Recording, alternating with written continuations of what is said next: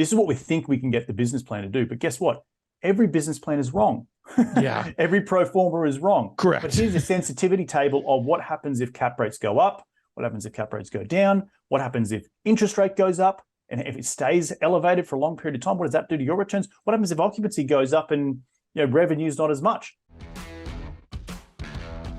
So you want to be a real estate investor, but where do you start? How do you know what information and sources to trust? That's where I come in. I'm Jonny Cattani, and this is the Investor Relations Real Estate Podcast.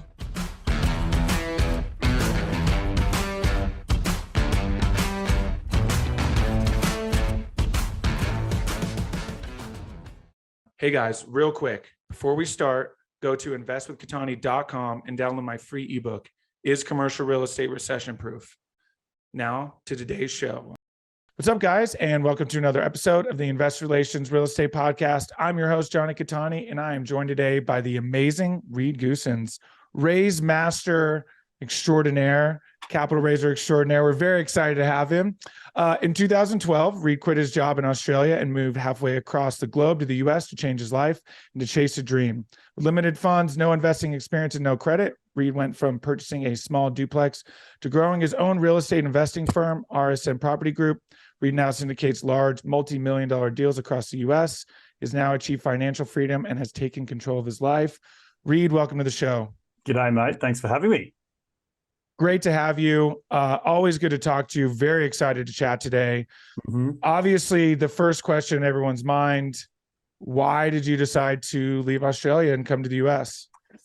Look, man, Australia, part of our DNA as Aussies, we love to go traveling. Australia is very much an island by itself down under.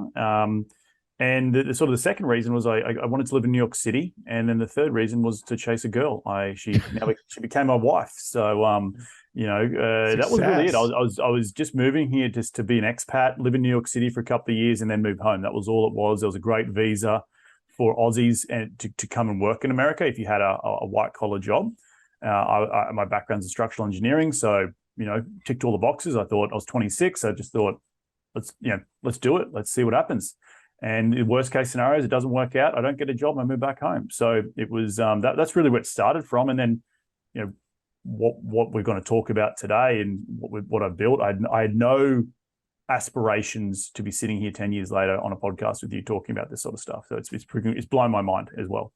Yeah, I imagine if you made a list of 100 outcomes from this move, this would have not been on it. Probably a list of 1,000, this would have not been on it. That's 100% correct. Like it was all timing and luck and a lot of hard work, but just you make your own luck, but you through hard work. But it was definitely not on the vision board. So. I love it. That's so incredible. So what caught your attention about real estate and, kind of touch on what's led to where you're at now? So I did have the bug prior to moving to the US. I'd already read Rich Dad Poor Dad in 2010. In 2010, I moved back to Australia after gallivanting around the world for a couple of years, backpacking, living in London. I was in the south of France for a period of time, working on some super yachts. That's where I met, the girlfriend, now wife. Fast forward, I'm back in Australia. I met a structural civil engineering job, sitting in a cubicle and just thinking, geez, I wish someone could pay me to go surfing all the time. So how do I do more? And I knew I had more to give. It was just, I felt so, being in the corporate world was just like, oh, this doesn't feel right. And I'm sure a lot of listeners out there on this show are sort of feeling the same way. So it was just through a curiosity, and through that curiosity, I stumbled upon the book, and through that, it was obviously opened my eyes and about investing my money, and it was then a bit of self-awareness to think, oh, I'm a civil engineer. I build stuff. Why not get into real estate? And that was really where it started. So that was 2011. Was learning some stuff in Oz. Then really wanted to live in New York City. Just had be an expat, live in New York City. I backpacked through there in 2009 and just fell in love with it. And I was like, I've just got to live in this city for at least a year, in my 20s. Otherwise, I'll regret it. Coincidentally, was trying to chase Erica, and I just moved there without a job, and I had a 3-month tourist visa, and I wrote all the engineering names of the companies that what I could find on Google on a A4 piece of paper, and literally just went around knocking on doors until someone gave me a job. Oh wow! And I think I didn't sign the 12-month lease before I even had a job. So it was definitely a jump into the deep end. And then from there, with 2 weeks fresh off the boat, I was at my first REIA event, Real Estate Investment Association, and I'd come from Australia where really I happened to be in a relatively small city compared to the US, but it had a local meetup about real estate. And it was really the only one in the country. And when I came here, it was like this huge tapestry of these REIAs and meetup events. And I'm in a room at the I think it was the Pennsylvania Hotel near Penn Station, and 250 fast talking Americans talking about real estate. And I'm just like, oh my gosh, this is on steroids compared to what I was used to.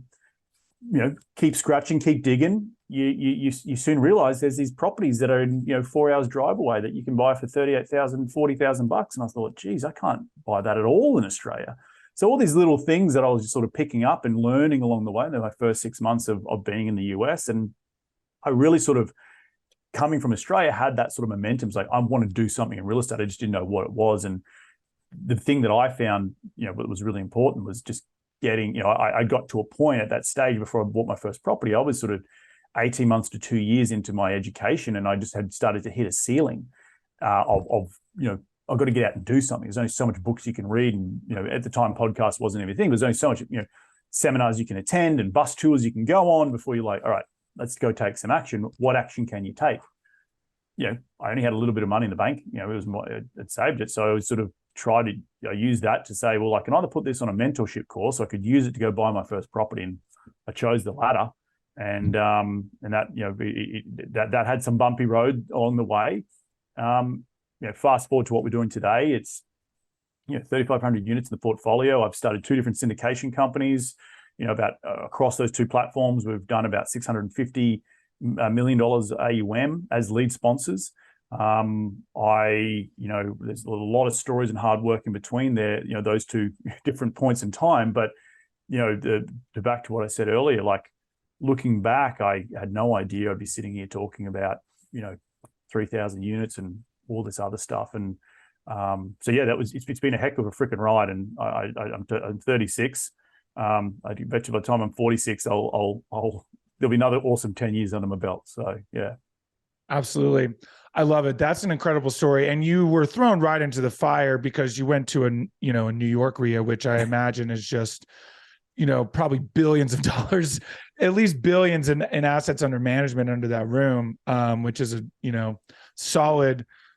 solid way to get started. And so you skipped a mentor, which, at least in the beginning, of course, now obviously you're part of groups and, of course, part of Raise Masters, which is how we know each other. And you're now a mentor as well, which is awesome. One thing I harp on, because I wouldn't be here without Raise Masters. It's hard to say you regret that, of course, because, so are you more of an action taker? Do you push people like, hey, go take action first and then the mentor group, because that's kind of the path you took? Well, so I'll say that I haven't skipped mentors. Just in the beginning I did. Right. It was through a conversation with a very good friend of mine in end of 2013 who came to New York City. I'm sitting there at a bar with him talking about, I've got these 2 little properties in upstate New York. I was about to look at flipping a house. I knew subconsciously I was starting to get to my ceiling.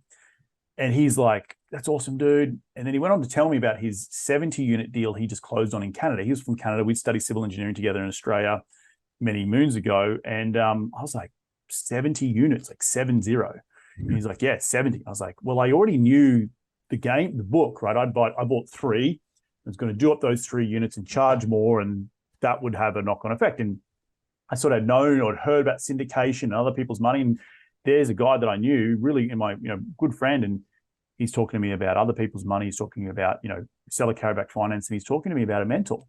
And I was like, I think this is, I'm not woo-woo or whatever, like maybe this is the world saying to me, I've got to go out and get a mentor. And so at that stage, at 2013, 14, I went out and got a mentor, the cheapest mentor I could find.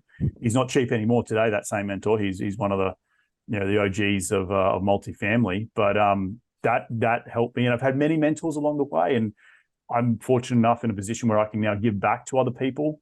The where I am today was helped by certain people, whether it be paid or not paid mentors, giving me a leg up, whether it be signing on my first loan with me or giving me some advice about certain things. Now it's coming full circle. I've had my own mentorships that I've given out to other people in the early days. Time I run a large multifamily investment company today. I don't have a lot of time to do that. So with Raise Masters, it's a little bit of still giving back, but not. I don't have to go create the platform where I've done. Right. I've done that in the past when I was in my building phase. So yeah, in general, mastermind groups, mentors are extremely important, and just know that like you're going to have different mentors. Like my business coach today is completely different to what my first mentor looked like in the beginning, and that's okay. Things will evolve as you evolve as an entrepreneur, as a CEO, as a thought leader. These are going to evolve, and you're going to need different people, giving you different advices on certain things. Totally. Yeah. And it's super important, obviously, to shift that, right? As you kind of progress and hit those different steps, different mentors, like you said, are going to fill in those gaps. And, it's obviously led to, like you said, 650 million assets under management, 2 syndication groups. Kind of touch on now, let's get into these now. What have been some real keys, and then maybe some stuff, you kind of wish you would have done differently for those who may just be getting into it? I think the keys, if I really, I've got the benefit of hindsight. One of the things I did in my career, and I encourage a lot of people as you're starting, is figure out what skill set you have today, right? Everyone's got a skill set. I happen to have been a civil engineering, structural engineering. When I moved to LA, one of the things I knew that I was like, I'm not at a stage to just quit my job. And I was in LA. I was trying to buy properties in Texas. I couldn't just, do that easily. But what I thought to myself was, well, okay, well, I don't want to get to that point. But what about if I got a corporate job with a real estate developer here that could, the highest paying job, I had a skill set that they wanted.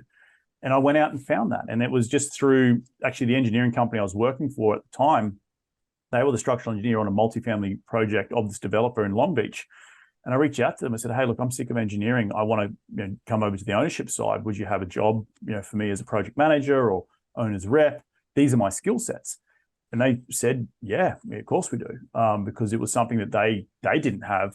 And so I encourage people when you're starting out along this journey of entrepreneurship, whatever it might be, but it doesn't have to be even in real estate. If you're wanting to do something else, find a way to be employed, keep the roof and the food on the table, right? Roof over your head and the food on the table, but then you can still keep learning, and you're surrounding yourself with whatever that is. And for me, it happened to be real estate. And at the same time, I started my podcast, which is called Investing in the US, and this is in 2014. So doing stuff on the side to keep momentum going, in the day job to keep my learning going. And that over a period of 3 or 4 years then blossomed into, a lot of, it helped propel my momentum, tenfold. So I always encourage people to think about what skill set you have and how that can be useful to a business owner in a business and an industry you want to get involved in. Absolutely. I love that. It's really all about adding value, right? That's the biggest key. And the thing is, we all can't, like, you can add value, like you said, right? You just got to find someone who needs the value you have to offer. If you have time on your hands, maybe even starting administrative for someone, who's doing what you want to do, right? If you want it bad enough, you're going to find a way to get into it. And that's the big key. And that's obviously, led to 2 syndication. So kind of touch on, I guess, you mentioned that one of them, unfortunately not going the way you would like. Kind of touch on some lessons learned there and some keys to good partnerships. Look, partnerships are important. In the beginning, you don't have a lot of money. You need to partner with people, and partnerships, being an entrepreneur can be a lonely world, right? Going back to Skillsets, my former partner, he and I had different skill sets, so we could come together and do a lot more as 2. We didn't have to spend any money on each other because we both were in it, knees deep. We knew we wanted to get into multifamily. I had sort of the engineering background, institutional management background. He was more boots on the ground and marketing background, and we came together, and we both were still working at our day jobs respectively, and we got our first 10 deals done together, 10 or 11 deals done together as a syndication platform, until it got to a point where, I wanted different things, and I probably was, we grew into our roles. I was sort of the implementer. He was sort of maybe the visionary, or now that I know what that is from Traction. And it just probably that I wanted to be my own visionary, right? I'd built my platforms, I'd built my podcast, and that he was not a part of that, but we sort of had to bring it together to sort of, transform it into a company to grow. And we did really, really well, and it got me to where I am today. And it started my experience, and my net worth has grown from that. And I still am involved as a GP on all those deals because they couldn't buy me out.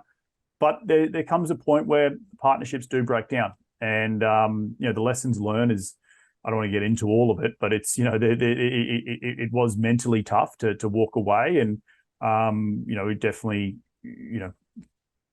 feathers were rubbed the wrong way and all that sort of stuff. But I sort of always said to myself, regardless of the outcome, I know that in 10 years' time, I've already achieved this by myself. I can go do it again, and I know in 10 years' time it'll be my thing that it won't have to share that vision with someone else. It will be my baby. So in the beginning, it's definitely, you need them. Your partners are freaking awesome. Entrepreneurship's a lonely world. It just comes when you start building a pedestal. Where is the trajectory of each co-founder going? And there's so many examples of partnerships breaking up over time because just co-founders, have different ideas. We're human beings at the end of the day. Like, it's like a marriage. So sometimes they don't work out, and as much as you mourn them, and it's emotional. You pick up where you look at what the things you did achieve, and you be grateful for that, and you move on down the road. So yeah. I love it. Yeah. Obviously very important to reflect. And what I really hear is, especially in the beginning, is really those complementary skills, right? Figuring out, coming back to what you said in the beginning, figuring out what your superpower is, what your skill set is, then finding someone who has a very different set of skills. So you're complementary, because I had a deal go bad because we ended up having the exact same set of skills, right? And so we couldn't fill that gap of the missing pieces, and so that's, obviously very, very important in the beginning. So now you're at the point you can do it yourself, right? You've got the method, you've got the ecosystem and the infrastructure. What are you looking at now, as obviously the market is changing, feels like daily? What are some keys to position ourselves? A lot of the conversation right now is, people are kind of afraid. They're sitting in cash right now, potentially. What are some keys to positioning your portfolio, moving forward, so that, we can withstand whatever storm is coming, and then, flourish on the other end? Yeah, it's interesting. I created a mastermind group myself. Again, back to all my mastermind groups I created, I've got one that's a few heavy hitters in the industry. You probably know them all that are in it, and it's a closed group. We just had our monthly meeting today, and some probably 30 or 40,000 units just in that mastermind alone. And look, it's been unprecedented. The increase in interest rates over the last 12 months. We knew something. We knew it was going to increase, but we didn't. I don't think any of us, even on that call, with all that experience, and I'm one of the smaller guys on that call, saw it coming. The debt is the hard thing to pencil for right now, and depending on how you went out and got debt, in the last 12 to 24 months, can set you up for failure or success, in the next 12 to 24 months. Meaning, where did you get a rate cap? A lot of guys are flying naked with no rate caps on floating rate debt. You rewind 2 or 3 years ago, you probably getting advice that you probably don't need a rate cap, right? Now look where we are. I think no one would ever make that mistake again. Unfortunately, not in that position, but we have, and I've got floating rate debt on my product and some of my deals, and guess what? That floating rate has already hit my rate caps, and that rate of change has happened quicker than the way I can implement my business plan. So there is like oh my gosh, a real bucket of cold water thrown over, where 12 months ago it would have been a little bit different, where sort of rates were more stagnant. It's just gone up at a 45-degree curve, and your business plan can't keep up at the same time. So that's causing pressures not only on myself, on some of my deals if I've got floating rate, but across the industry. You're seeing a lot of people having to take stock, and that's sellers and buyers, right? You've got sellers still thinking that they can sell at 4 caps, and your buyers are saying, well, I can only get interest rates at 6 caps. I can't pay a 4 cap. That arbitrage between the two isn't right there. So we're seeing in real time cap rates starting to increase as a result of interest rates to get deals to pencil, which means multifamily values have gone down because what you could have bought 12 months ago is probably a lot less expensive than what you could buy it today. You also got people who are just hanging on to see how long can we ride this out for, until we really have to sell. So the deals that are getting done today are probably deals that rate caps are expiring, or they've got a refi and they didn't develop the value enough time, and they don't want to be going out and getting a refi at a 6.5-7% interest rate environment. They're just overpaid. There's just other pressures out there. Run out of money. There's just so many different things out there. It's also, election cycle. We just went through the midterms. There's always a slowdown. We're coming up to the holidays. There's a natural slowdown anyway, regardless of inflation and what the Fed has done. But I think in this particular time, we're recording on November 17th. We're expecting the Fed rate to probably be at or around 4.5% by year's end, probably into 5% by Q1 next year. That's fivefold in 12 months. That's I did a whole webinar on this last week with my company RSN. We did a webinar on the state of the market. It's the quickest increase in rates in history. So hopefully there's a downside to that. We just don't know where the downside is, and that's what's causing the stagnation in the multifamily environment today, is because debt is really hard to pencil in for. Sellers aren't really adjusting their expectations, and so no one's getting deals done. And we don't know and the third thing is we don't know what rules to play the game by. So what I mean by that is we can make money in any market. We can make money in 3% markets. We can make money in 12% markets. We just need to know the rules of the game. But when things are changing so quickly and we can't see the trees between the forest, that's causing a lot of pause. And a lot of guys I'm hearing are either pencils down, or if they're looking at stuff, they're only looking at the really distressed stuff. I do think it's going to be a good opportunity time to buy now if you know your market well and you can get the debt. So either you're assuming existing debt, because there is less buyers in the market today, which means it allows smaller guys like myself to be more nimble and try and pick up those sort of deals that are starting to fall apart. And that's where I see the opportunistic approach coming, because I do believe, wholeheartedly, that interest rates will come down eventually. It might not be next year, but it might be the year after. So we may not be in a 6.5-7% interest rate, commercial loans in that time. I think it won't come back down to zero, but it will come back down again. And you got to just making sure you're making the right debt bets today, that you have the flexibility to get out of it in 3 or 4 years' time when the market starts to cool. The interest rate market starts to cool down a little bit.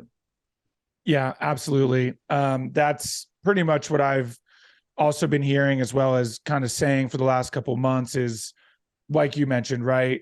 A lot of that floating rate now coming due, whatever it may be, can't keep up, can't cover the debt service. And, so you're starting to see some distress. I think it's going to pick up more in terms of the volume, like you mentioned, Q1, Q2, into next year. A lot of these new operator groups, I think, are going to have, you're going to see a lot of the groups that got in the last 2 years probably struggling with that, right? Because nobody knew what's coming. Like you said, this is a brand new game, right? And so we're kind of rewriting the rules. And, if you were aggressive, that's probably could potentially, hurt you coming up. And, a lot of these opportunities, though, from what it sounds like, won't be distressed assets. It'll just be kind of distressed debt. And so what makes a difference between being able to assume debt and then having to go out and get new debt? Well, assuming debt means that you are an operator that the bank will want to take a bet on, that they can continue the deal moving forward and making money. So you have to show that you've got a track record, you've got the net worth and liquidity, same sort of things that you'd get if you had to go get new debt. But particularly if you've got more attractive rate debt, like a sub 4% interest rate, which we're looking at a deal in Phoenix right now with a sub 4 interest rate on it, fixed for 10 years. Now, I've got defeasance on that I have to account for if I'm going to hold for 5 years, but that looks a lot more attractive to me today than going out and getting a 6.5 floating rate debt. So assumable debt is really important. It's also looking at what's the leverage of that assumable debt and what terms are left on it. Like the deal I'm looking at in Phoenix, it's a 10-year loan with Freddie. I can go and get 2 supplementals, which is an equivalent of a refi along that period of time. So as I underwrite it, yes, it might be coming in at, say, 50% leverage on what they want to sell it for, but then I can go immediately capture some value, maybe straight out of the gate at, a lower interest rate than what the market's paying today, because it's already a pre-existing loan on it. That's really, really valuable for me when I'm looking at certain different deals. So that's a tactic I'm definitely looking at today. Yeah, absolutely. And a strong tactic, right? Because like you said, kind of that instant equity. And so kind of shift focus now and put your passive investor hat on. What are some keys for those who invest passively to kind of pay attention to, so that their portfolios and their investments, can weather this storm as well? Look, I think you're seeing across, we're talking a lot of operators and a lot of passive investors, that this quarter, your distributions are probably pausing, right? If you've got that floating rate debt, which a lot of operators do, your debt service has probably increased this year a lot to whatever your cap rate is. Or if you don't have a rate cap, you're screwed. Now you're paying, probably double than what you've maybe got the debt at. Then that means there's less cash flow to distribute to investors. Well, guess who's not getting paid? Well, it's not getting paid out. So as an investor in those existing deals, you've got to first and foremost understand where you stand from. If you are pausing, doesn't mean the deal's going bad. It just means that they might be conservative on trying to conserve debt, so conserve cash to ride out the upcoming recession. So it's not necessarily mean you lost your money. It just means that they're being more prudent. The second thing is how is the debt being structured originally, and what protections do you have, i.e. rate cap, i.e. fixed rate. And the third thing is how's the business plan going in relation to what you originally projected? It's going to be different, right? If you got into a deal even within the last 6 months, that business plan is drastically different today than what you probably underwrote it to. Understanding what your downside is and the protection of those downsides is really, really important. Ways that we do that and show investors that is through sensitivity tables. So in our original deck, we'll say, hey, look, this is what we think we can get the business plan to do. But guess what? Every business plan is wrong. Yeah. Every pro forma is wrong. Correct. But here's a sensitivity table of what happens if cap rates go up, what happens if cap rates go down, what happens if interest rate goes up, and if it stays elevated for a long period of time, what does that do to your returns? What happens if occupancy goes up and revenue is not as much? This is what happens. By and large, what it shows is that you're not going to lose your money but you may not make as much money over a 5-year period, because we are stewards of capital, like every operator. And the number one thing we want to do is preserve your equity. So, I think you're seeing a lot of tightening of the belts, and that just means we're trying to preserve. If you get an email from an operator saying, look, we're pausing distributions, they're probably pausing for a good bloody reason, right? And just understanding what that is, and making sure that operator is communicating effectively to you, so the passive investor understands why that decision has been made. But as an operator myself, we pause distributions as well on some of our assets, just to ride out the storm. So there's a few, but don't be alarmist in terms of what's happening. It's just you may have to be, depending on the situation. But in general, as long as you got in with a good operator, go back to that original OM, see if they've got some sensitivity tables in there to understand what happens if certain scenarios play out, and how does that protect your downside? Meaning, how does that protect your initial capital invested? Right. And this is and if you're new to the game, right, this is a very, very good lesson in what to pay attention to as you get into it, and finding the operators who have. It's tough to find someone who's been through this, because unless you were doing this in the 80s, you really haven't been through this high interest rate type of situation, but who have at least who've been through a few storms and can, be nimble with their portfolio, like you mentioned, you're able to do, and, are communicating. Very important to know how often they're going to communicate, especially if things are going bad. So now, as we kind of move forward and we're still unsure of what's happening, I think there's a little bit clearer picture as to what potentially is coming and what the next year to 18 months is going to look like. So pull out your muddy crystal ball here, and kind of what do you think is going to happen over the next kind of 12 to 18 months? Look, I think you can't increase interest rates as quickly as the Fed has done and expect nothing to happen. There's no such thing as a soft landing. We have to see, there's got to be some pain, and the pain's going to have to happen in the jobs market. And that means unemployment's going to have to go up. Americans are going to have to lose some jobs before people realize to stop spending. Now, I think in real time. I'm already seeing it on my properties that there is a ceiling now because of the inflationary, that the impacts that the Fed is having is already starting to take effect, i.e. I'm seeing rental growth really slow down. I don't think you'll see rental growth in the double digits next year. You just won't.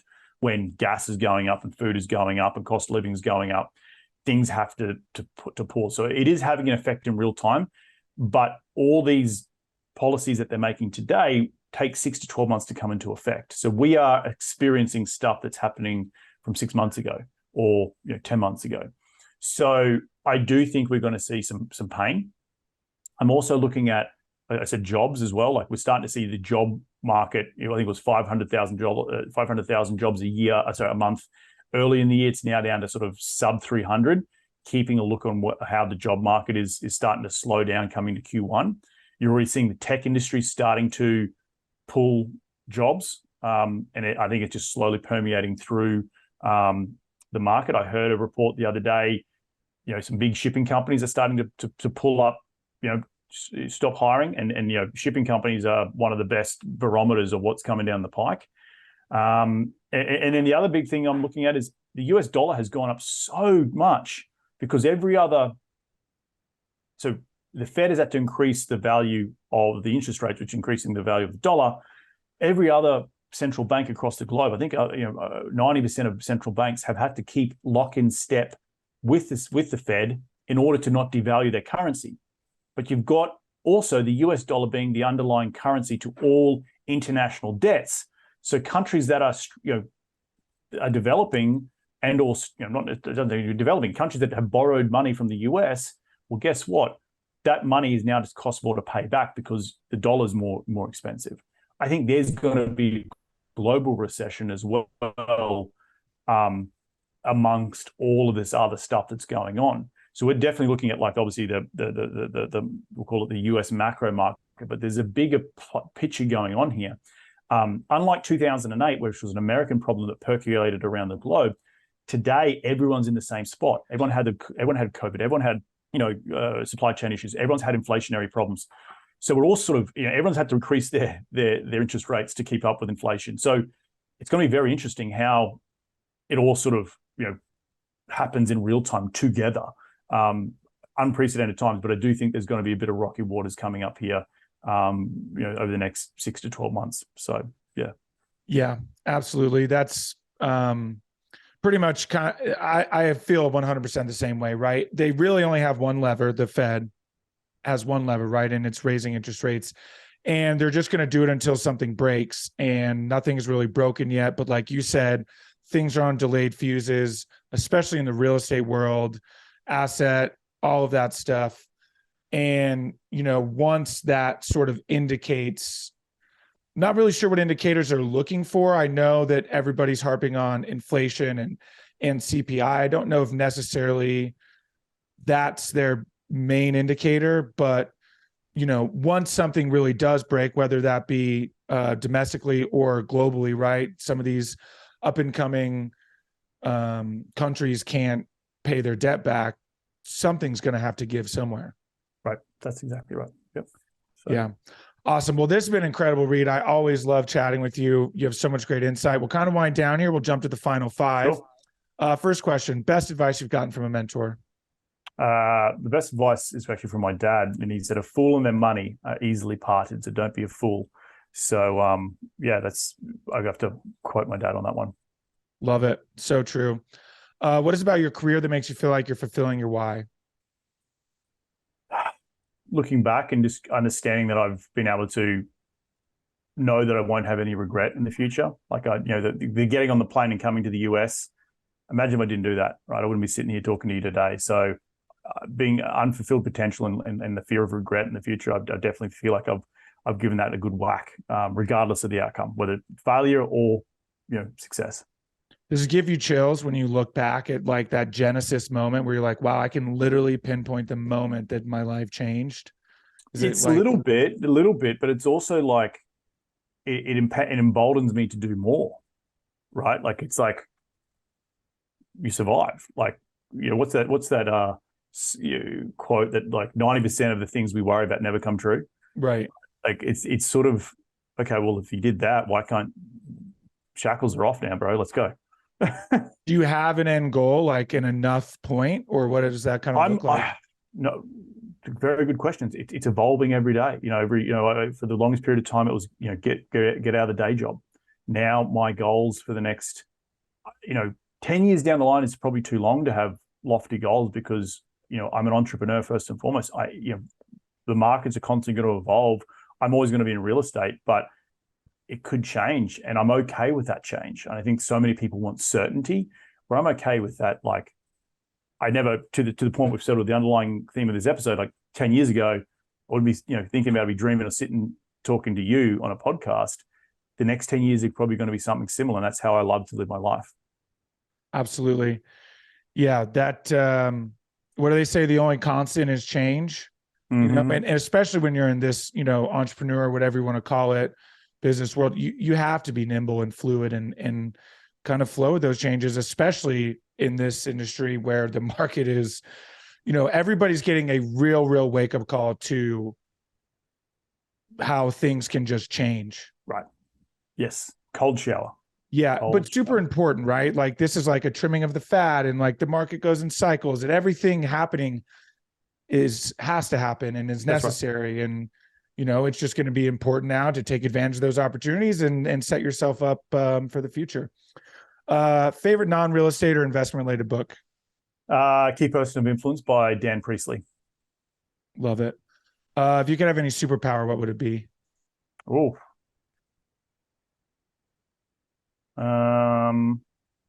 like I want to say time travel. Solid one for sure. Yeah. Absolutely. Cool. What's the best way for people to get a hold of you and learn more? Easiest way is to go to reedgoossens.com. That's reedgoossens.com. If you're ever coming through Los Angeles and you want to hit me up for a drink or a coffee, just to talk shop, you can hit me up at at reedgoossens.com. Sweet. We'll link that in the show notes. Make it super easy. Reed, thank you again so much for your time. This has been awesome. Be well. Chat soon. Hey guys, thank you so much for watching today's episode. I hope you really enjoyed it. Listen, I know it's cliche and you hear it all the time, but please don't forget to like and subscribe to the channel so you know when the next video is coming out. Even though this is technically a daily podcast, it's coming out the next day. We have a ton of content coming your way. So please like and subscribe. It helps a ton. Leave comments. Would love to know what you guys think. And we will see you on the next one. Thanks so much.